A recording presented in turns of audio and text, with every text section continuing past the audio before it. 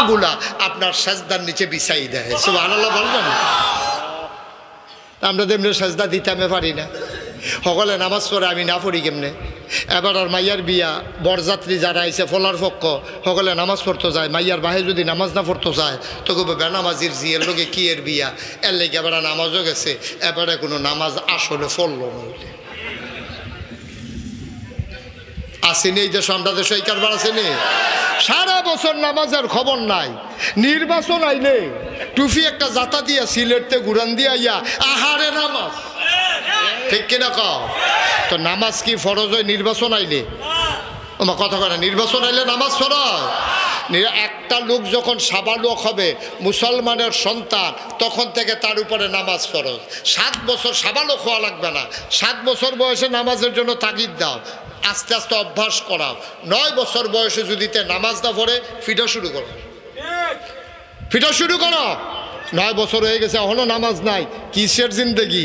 এখন আমরা দেখেন বাফে পড়ে না, ফুতের নামাজের চিন্তা করবো গীতা, মারে নামাজের খবর নাই, জিয়ের নামাজের চিন্তা করবো গীতা, বাহেও পড়ে না, ফুতেও পড়ে না, মায়েও পড়ে না, জিয়েও পড়ে না, এলাকার সব মিলেমিশে এখন বেনামাজি আমি হয়ে গেলাম। তাইলে তো হইল না। আমি নামাজ পড়বো, যেহেতু নামাজ আমার উপরে ফরজ, আর নামাজ পড়বো কার জন্য? তো হেবারাই দি নির্বাচন করবো দেখা দাড়ি রাখছে, এরপরে সিলেট মাজারও গেছে, সকলে লইয়া বাস টাস লইয়া হ্যাঁ জেয়ারত কইরা আইয়া সেটা নামাজ শুরু করছে। এর আগেও নাই, ফাঁস করুক আর ফেল করুক, ফোরেও নাই। ঠিক কিনা কর কথা, ঠিক কিনা কর? আগে দিয়েও নাই, ফরে দিয়েও নাই। যেই কয়দিন নির্বাচনের প্রচারণা চলছে, সেই কয়দিন এবার নামাজ আমরা এলাকার ভিতরে একবারায় আসরের নামাজ পড়া লাইছে 2 বার। কয়বার? যে লগে আসিল হেতে দেখকে আমার ইয়া কইছে, হুজুর এবারে যে নির্বাচন করে আসরের নামাজ 2 বার পড়ছে। আমি দাদা তোর মতো বেহতার এবারা, এবারে তোর মতো বোকা হইলে এবারে এমপি হইতে পারবো? এবারে বুঝ করে 2 বার পড়ছে। আমি কই পড়ছে? হেই গ্রামও পড়ছে, এই গ্রামও পড়ছে। তো আমি কই হেই গ্রামের তারা দেখলে সার বাবারা নামাজ এই গ্রামের তারা দেখার দরকার আছে না? এর লেগে এবারে দেহানের লেগে 2 বার, তোর সমস্যা আছে কোনো? আল্লাহ ফরজ করছে কয়বার?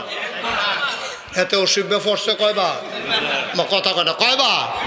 আল্লাহ ফরজ করছে কয়বার? ভাই এটা বসেন তো, এটা নিয়ে বসেন। দেহায় হাতে মোবাইল নিয়ে আল্লাহ আসরের নামাজ ফরজ করছে কয়বারও? হাতে পড়ছে কয়বার? তাইলে কি আল্লাহর লাগা পড়ছে না বুডের লাগা? তাইলে আল্লাহ কয় ফরন লাগবো কার লাগা? এইটার নাম সহি নিয়ম। আর আপনি কে রে পড়েন আপনি জানেন, মনের ভিতরে আমার দোহার দরকার না। যারা আজকে আসার নামাজ পড়ছেন কোন নিয়তে পড়ছেন এটা আপনি জানেন, আমি জানি না। আবার হিসাব মিলান, আপনি কেন পড়ছেন, কেন আপনি নামাজ পড়েছেন, কেন আপনি 1 মাস রোজা রেখেছেন, কেন আপনি হজে গেলেন, এটা আপনি জানেন, আমি জানি না। তবে আমার বাস্তব অভিজ্ঞতা, 2000 সালে আমি প্রথম হজে গেছি।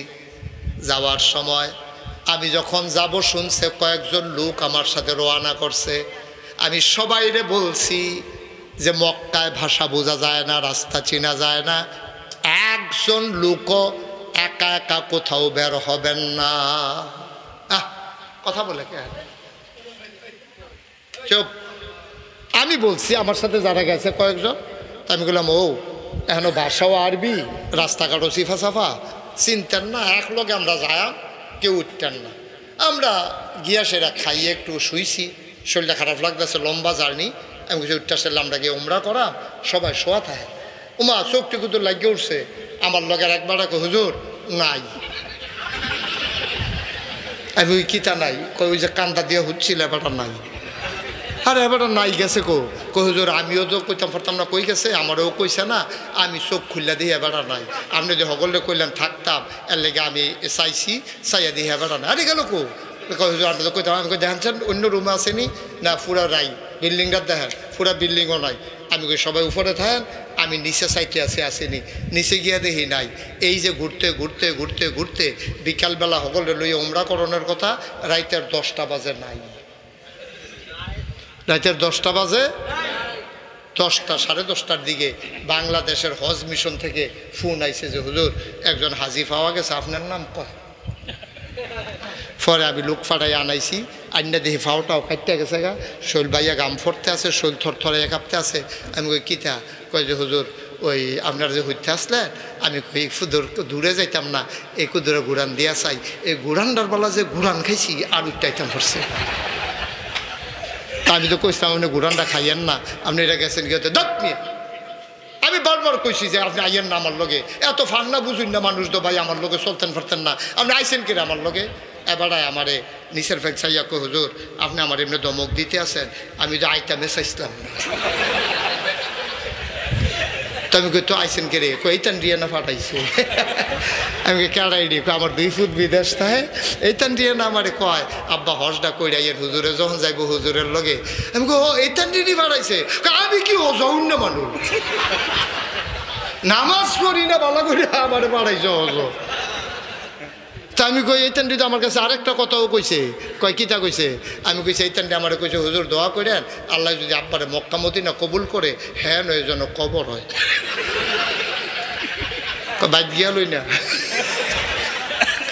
বাইক গিয়া লই আমার হজ ফাড়াই এটা খবর দিত চায়, বাইক গিয়া লই একটা দমাদম হইব, খবর পাইবেন। আসলে এবার হজা অন্য না, এবারে মাইসে চান্দা তুললা ফুটাইতে টেহা দিয়া এবারে ফাড়াইছে, এবার আর মনও হজাইছে না, এবার আর শৈল হজাইছে, ঠিক কিনা? তো হবে না তো? আপনি ওই যে ইন্না সলাতি ওয়া নুসুকি আপনি এটার ভিতরে পড়তে পারেন নাই ভাই। ও কাম লাগলে আবাদত কম কইরেন। আপনারা কইবেন যে হুজুরের আল্লাহ আবাদতের লাগে হুজুর যদি কমাই দিয়া যাইতে আছে না, আপনি আবাদত প্রয়োজনে কম কইরেন, আহা তাহা কইরেন না, কিন্তু যেইটা করবেন এবাদতের জন্য কথা কয় কার লাগিয়া করবেন? জোরে কয় না, কার লাগিয়া? যাই করবে, যাই করবে কার লাগিয়া করবে? এটার জন্য মনে থাকে। আরে নবীজি কত সুন্দর। আপনাদের কি কষ্ট হইতেছে? তো এই যে 60 টাকা লোক কিছু দিয়ে কইলেন না আপনারা, একটা লোকের উত্তর দিয়েন না, আমিন কর। আরে নবীজি কি সুন্দর করে কয়, মান আহাব্বা লিল্লাহ ওয়া আবগাদা লিল্লাহ ওয়া আতা লিল্লাহ ওয়া মানা লিল্লাহ ফাকাদ ইস্তাকমালাল ঈমান। আল্লাহর নবী কয় শুনো শুনো শুনো ও আমার আদরের উম্মত, মন দিয়ে শুনো রে, মান আহাব্বা লিল্লাহ যে ভালোবাসবে আল্লাহর জন্যে, ওয়া আবগাদা লিল্লাহ যে ঘৃণা করবে মানুষকে আল্লাহর জন্যে, ওয়া মানা লিল্লাহ মানুষকে খারাপ কাজ থেকে ফিরাই রাখবে আল্লাহর জন্যে। মান আহাব্বা লিল্লাহ ওয়া আবগাদা লিল্লাহ ওয়া মানা লিল্লাহ ওয়া আতা লিল্লাহ দান সদকা করবে আল্লাহর জন্যে, কাউকে দেখানোর জন্য না, মারহাবা পাওয়ার জন্য না, বেড়াগিরি দেওয়ার লাগিয়া না। যখন এই 4টা কাজ ভালোবাসবে, ঘৃণা করবে, দান করবে, মানুষকে খারাপ কাজ থেকে ফিরাই রাখবে, এই 4টা কাজ যখন আল্লাহর জন্য করবে ফাকাদ ইস্তাকমালাল ঈমান। নবীজি কয় এই বান্দারা যেন আল্লাহর দিনটাকে পরিপূর্ণ করলো। তাহলে আমরা ইবাদত করব কার জন্য? এটার কয় সহি নিয়ত। এটারে কি কয়? আবার বলেন কি কয়? আপনি বাজারে যাবেন, নিয়ত করবেন আমি বাজারে যাইতেছি, বাজার করে খাইলে না শরীরটা ঠিক থাকতো, শরীরটা ঠিক থাকলে আয় ছাড়া আয় ওরা বসাও। শুনেন, আপনি বাজারে যাবেন কেন? যে ইনশাআল্লাহ বাজারে গেলে বাজারটা কইরা আনলে রান্না বান্না করলে খাইয়ে যেন আমি সঠিকভাবে ইবাদত করতাম পারি। আমি বিয়ে করতে আসি কেন?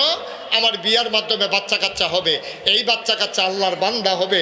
নবীজি গর্ব করে বলবে এই মুসা নবী, এই ঈসা নবী, এই সুলাইমান নবী, তাকাইয়া দেখো আমার উম্মতের সংখ্যা কত। আমি উম্মত বাড়ানোর জন্য আমি এই নিয়তে বিয়া করতে আসি। আমি বাজার করে খাইয়া শক্ত হইয়া যেন ইবাদত করতাম পারি, এই নিয়তে আমি কি করতে আসি? বাজার করতে আসি।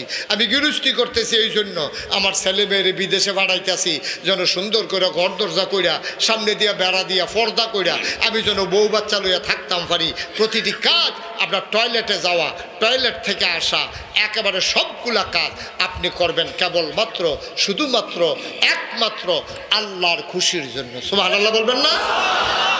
তাইলে আমি বলছিলাম আবাদত কবুল হওয়ার জন্য শর্ত কয়টা? হ্যাঁ, সচেতন নাগরিক কয়টা না? জোরে কন। তিনটা। কয়টা?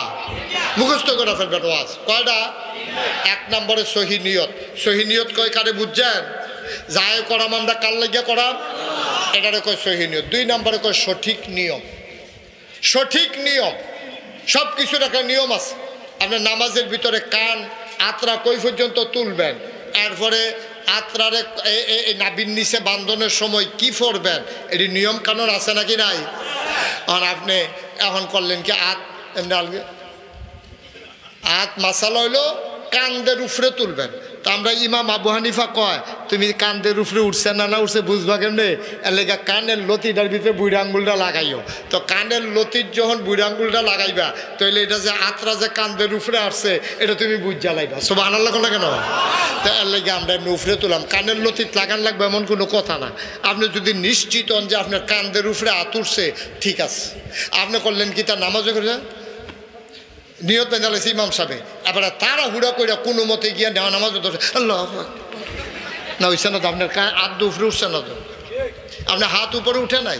আমরা তারা জামাতে নামাজ পড়লে একরকম, রুকুতে সেজদাতে যখন একা একা নামাজ পড়বে আরেক রকম। এবারে রুকু দিছে কি দিছে না এটা বোঝাই যায় না। সেজদার ভিতরে গিয়ে 1 সেকেন্ডও দেরি করে না, অথচ তাসবিহ পড়তে হবে কমপক্ষে 3 বার। কমপক্ষে কয়বার? 3 বার। তো সুবহান রাব্বিয়াল আলা, সুবহান রাব্বিয়াল আলা, সুবহান রাব্বিয়াল আলা, এই 3 বার পড়বেন সেজদাত গিয়া, প্রতি সেজদায়। এখন আপনারা হিসাব মিলাইয়া দেখেন আপনি সেজদাতে কোন থাকেননি, আপনারটা আপনি বুঝেন। আপনি রুকুতে এতক্ষণ থাকেননি সুবহান রাব্বিয়াল আযীম, সুবহান রাব্বিয়াল আযীম, সুবহান রাব্বিয়াল আযীম। আপনি এই 3 বার পড়তে যতক্ষণ টাইম লাগছে আমার, এতক্ষণ আপনি থাকেননি, এটা আপনারটা আপনি বুঝেন।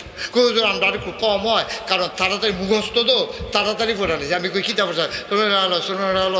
আল্লাহ এমন সুবহান রাব্বিয়াল আলা পড়ছে, এটা রাতফাও থাকতে 8টা গেল গোল ভাগ্যে। নাউজুবিল্লাহ কইতেন না? না আব্বা হয়েছে না তো, সঠিক নিয়ম হয় নাই। মুসলমান, নামাজের যেমন একটা সঠিক নিয়ম আছে, রোজার আবার এমন সঠিক নিয়ম আছে রে ভাই। তুমি ওই কোন সময় খানা শেষ করবা, কোন সময় খাইবা, সব তোমারে শিখাই দিয়া রাখছে। তোমার মন মতো নামাজ হবে না, রোজা হবে না। বিধান মানবো আমরা আল্লাহর, তরিকা মানবো আমরা নবীজির। বিধান কার? তরিকা কার? নবীজি শিখাই দিয়া গেছে রে, আত্রা কই তুলবা, কই বানবা, কি ফরবা।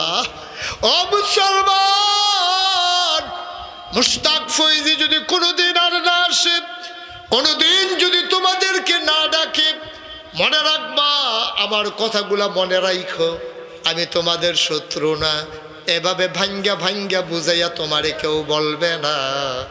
গভীর মনোযোগের সাথে খেয়াল করো, নামাজের একটা নিয়ম আছে, রোজার একটা নিয়ম আছে, হজের একটা নিয়ম আছে, সময় আছে, নিয়ম আছে, টাইম আছে, বিধান আছে।